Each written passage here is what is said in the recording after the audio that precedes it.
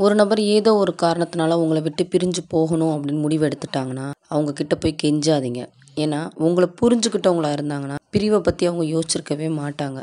உங்களோட மனச ஒருத்தவங்க காயப்படுத்தவோ, இல்ல உங்கள மரியாதை குறைவா நடத்துறதுக்கோ எப்பயுமே நீங்க யாருக்குமே அனுமதியே குடுக்காதீங்க. ஏன்னா, ஒரு சிலருக்கு நம்மளாவே அதிக உரிமைய குடுத்து அவமானத்த தேடி வாங்கிக்கிறோம். அடுத்தவங்க உங்கள பாரமா நினைக்கிறாங்க அப்படின்றத நீங்க உணரத் தொடங்கிட்டாலே, அந்த இடத்த விட்டு நீங்களாவே விலகிக்கிறது தான் உங்களுக்கு நல்லது. உங்களோட மனசு தான் உங்கள வீழ்த்தக்கூடிய ஆயுதம். அது தெளிவா இருக்கிற வரைக்கும் யாராலயும் உங்கள வீழ்த்தவே முடியாது. உங்கள ஒருத்தவங்க அலட்சியப்படுத்துறாங்க அப்படின்றது நல்லாவே தெரிஞ்சிருந்தும், திரும்ப திரும்ப அவங்க கிட்ட போய் நீங்க அன்புக்காக ஏங்குறது உங்களுக்கு அவமானத்த தவிர வேற எதையுமே தந்துராது.